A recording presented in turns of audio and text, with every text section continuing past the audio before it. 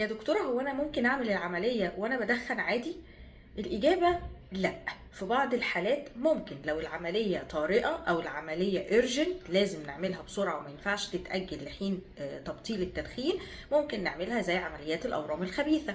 ولكن عمليات التجميل وعمليات الأورام الحميدة دي عمليات elective. يعني إيه elective؟ يعني عمليات بنعملها بإرادتنا، إحنا عايزين نعمل العملية، فبالتالي لازم أخش العمليات دي في أحسن ظروف مهيئة ليا تساعدني على نجاح العملية.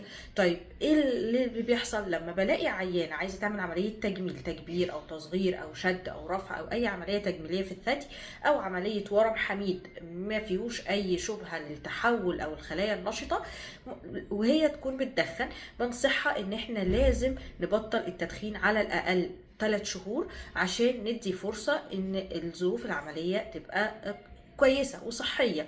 طيب لو بدخن فيب، هل الفيب ينطبق عليه نفس الموضوع بتاع السجاير؟ الفيب على الاقل لازم نبقى مبطلينه شهر قبل العمليه الالكتيف او العمليه المختارينها نعملها. علشان ليه بقى؟ ايه الهدف ان انا ابطل تدخين؟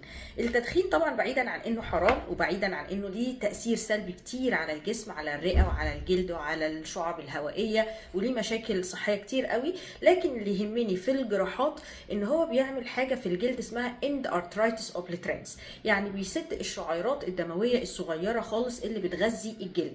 وده معناه انه ممكن بعد ما نعمل الجرح ويتخيط، الدم اللي واصل او التغذيه اللي واصله للجلد ناحيه الجرح بتبقى قليله نتيجه انسداد الشعيرات الدمويه الصغيره ديت، فبالتالي كميه التغذيه اللي رايحه ناحيه الجرح بتبقى قليله جدا. طب ده هيحصل فيه ايه؟ ده معناه ان احنا الجرح ممكن يلتئم بصوره ابطا كتير جدا، المناعه او المواد الغذائيه او الفيتامينز اللي بتبقى ناحيه الجرح بتبقى قليله، فممكن الجرح ده يبقى اكثر عرضه للالتهاب، ومش بس الالتهاب، ممكن يبقى كمان اكثر عرضه للعدوى، يجي عليه انفكشن، يعني ممكن يبقى انفليمد وممكن يبقى انفكتد، في التهاب او في عدوى ويعمل صديد، وساعتها الجرح تجميليا بيبقى مش حلو خالص، بيبقى محتاج تنظيف، بيبقى محتاج علاجات اكتر، بياخد فتره في الالتئام طويله جدا. واحنا لو بنعمل عمليه تجميليه احنا هدفنا اهم حاجه ان الجرح يلتئم